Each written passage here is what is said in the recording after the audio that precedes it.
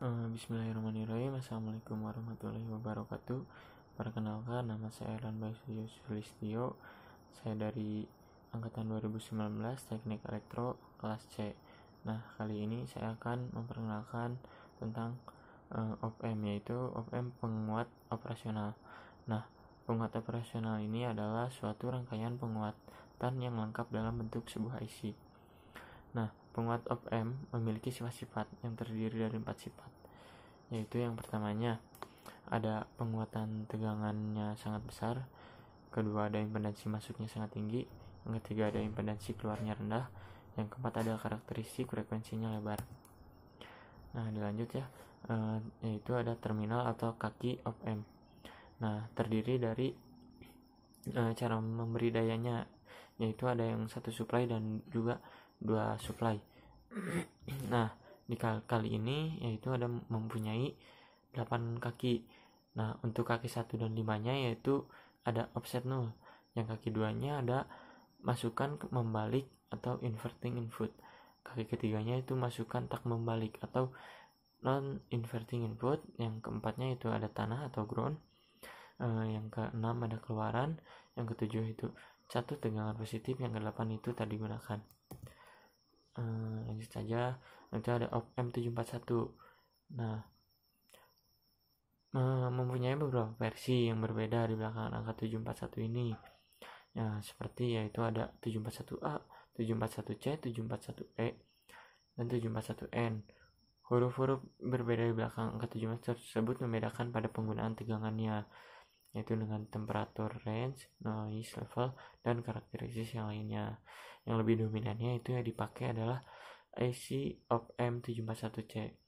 Huruf C di belakang angka 741 adalah singkatan dari commercial grade, yaitu tipe 741 yang paling murah dan paling banyak umum digunakan.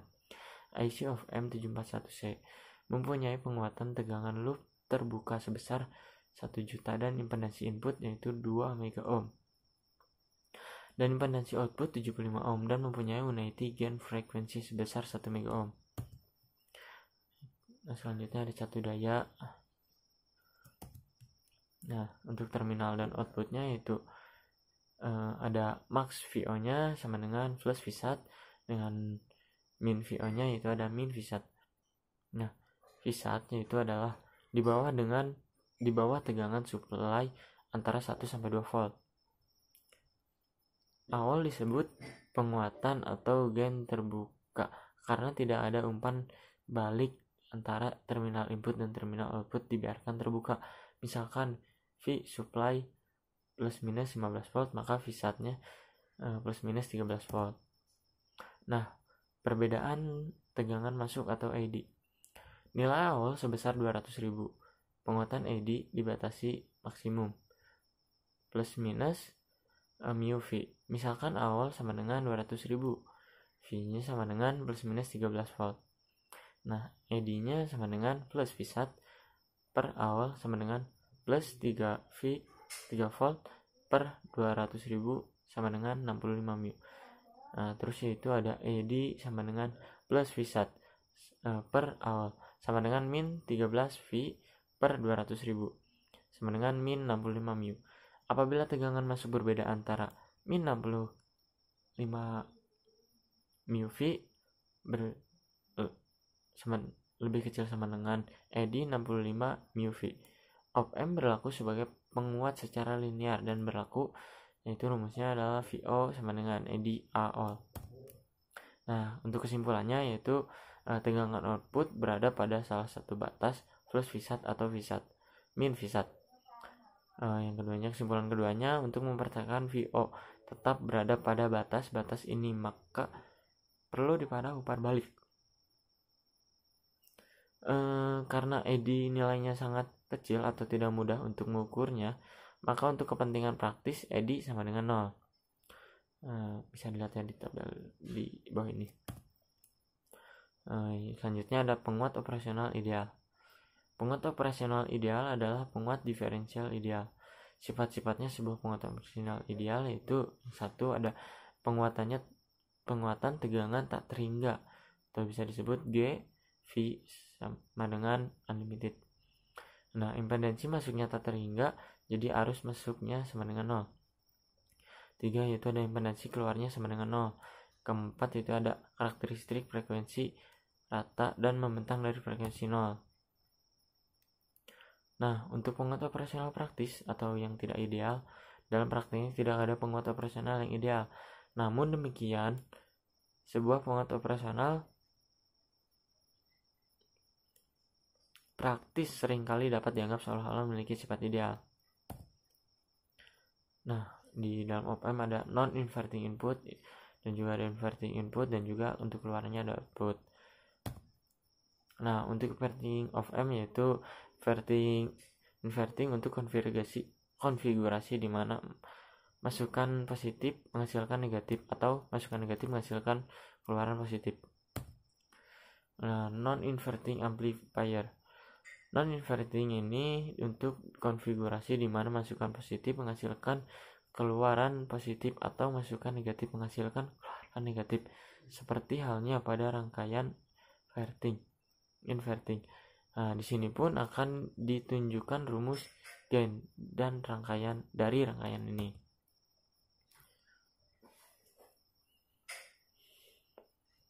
Itu dilanjut ada zero crossing detector. Rangkaian detektor dinamakan juga sebagai pembanding, yaitu membandingkan suatu tegangan masukan atau bisa disebut input pada salah satu kaki masukan dengan satu tegangan tertentu atau dengan 0. Nah, jadi zero crossing detector itu ada zero crossing 0, inverting zero crossing detector, non-inverting zero crossing detector, dan inverting voltage level detector. Nah, selanjutnya ada duty cycle. Siklus kerja atau duty cycle merupakan perbandingan waktu on dengan periode sinyal dikalikan dengan 100%. Nah, jadi rumus duty cycle itu T on per T on plus T off. Nah, suatu sinyal mempunyai periode 10M detik dan waktu on sama dengan 2M detik. Berapa waktu negatif atau waktu rendahnya? Nah, untuk penyelesaiannya itu T sama dengan T min T on. Lanjut untuk detektor penyilang 0. Detektor penyilang 0 pembalik yaitu inverting zero crossing detektor atau IZCD. Sinyal masukan pada min op-amp dan membandingkan dengan 0 atau plus op-amp. ED-nya itu sama dengan plus input dan minnya kurang min input sama dengan 0 min VI sama dengan min VI. Nah, untuk detektor penyilang 0 itu detektor taraf tegangan selanjutnya. Detektor taraf membalik inverting voltage level detector atau IVLD. Sinyal masuk pada op-amp dan membandingkan dengan 0 op-amp. ED sama dengan plus input min input sama dengan VREF min VI.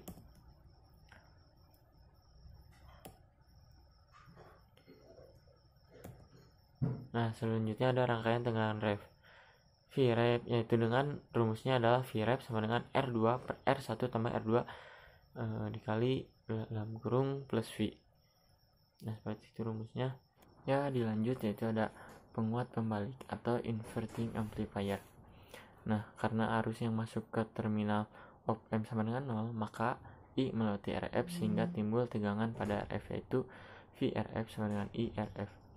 Nah, sama dengan VI per RI RF. Nah, tegangan negatif sebagai masukan pada inverting input.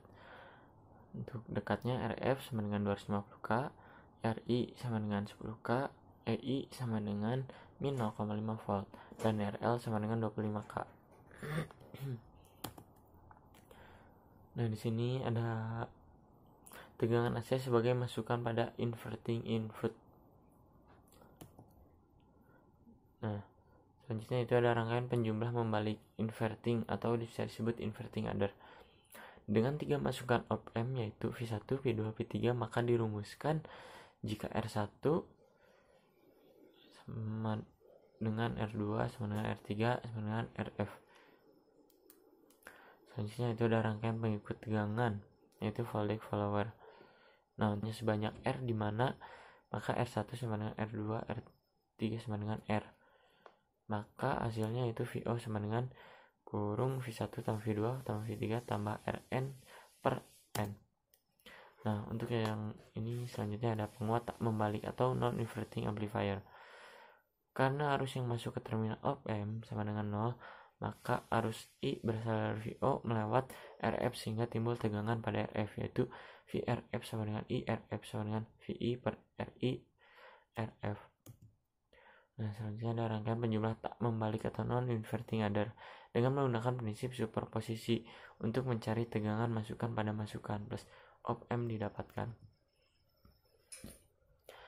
Rangkaian penjumlah tak membalik atau non-inverting adder N masukan. Bila jumlah masukan lebih 2 atau N masukan dengan R sama semua kecuali RF dan nilai RF sama dengan RF sama dengan N-1. Maka besarkan tegangan outputnya yaitu VO sama dengan V1 tambah V2 tambah V3. Nah, untuk ini rangkaian penguat selisih. Terdiri dari penguat membalik dengan penguatan membalik yang tegangan outputnya merupakan selisih dari tegangan inputnya. Yang selanjutnya ada rangkaian pembanding. Rangkaian pembanding yaitu ada pembanding atau disebut komparator, merupakan rangkaian yang berfungsi sebagai pembanding sinyal input dengan tegangan referensi. Sifat op-amp sebagai detektor maupun komparator tegangan output atau VO didapatkan dari selisih tegangan ED. Jika ED positif, maka VO sama dengan plus V1 dan sebaliknya juga. Ada detektor pembalik penyilang nol dengan histeresis yang disebut IZCD with hysteresis. Untuk mengatasi noise perlu dipasang feedback kemasukan positif. Nah, itu ada output pada sebuah pembanding. Ada dua kemungkinan, yaitu plus V1 dan min V1. Ciri pembanding adalah feedback masukan plus op-amp. Nah, selanjutnya itu ada detektor tak membalik atau penyilang nol dengan hysteresis atau bisa disebut NIZCD with hysteresis. Rangkaian detektor penyilang nol tak. Nah, ada detektor tak membalik penyilang nol dengan hysteresis atau yang bisa dibilang disebut NIZCD with hysteresis. Rangkaian detektor penyilang nol tak membalik yang bersifat open loop jika mendapatkan noise maka akan mengalami kesalahan pada VO di sekitar crossing. Nah, apabila R dan feedback sama dengan MR, maka besarnya atau VUT sama dengan min V1 per M. Kalau VLT-nya yaitu plus V1 per M. Nah, selanjutnya ada detektor pembalik taraf tegangan dengan hysteresis atau bisa dibilang inverting voltage level detector with hysteresis. Apabila tegangan pembalik tidak 0 tapi suatu tegangan referensi frame, maka tegangan ambang batasnya merupakan akibat dari dua sumber tegangan, yaitu sumber tegangan VO dengan referensi, sehingga didapatkan persamaannya yaitu antara VUT dan VLT. Selanjutnya ada detektor jendela atau Windows detector.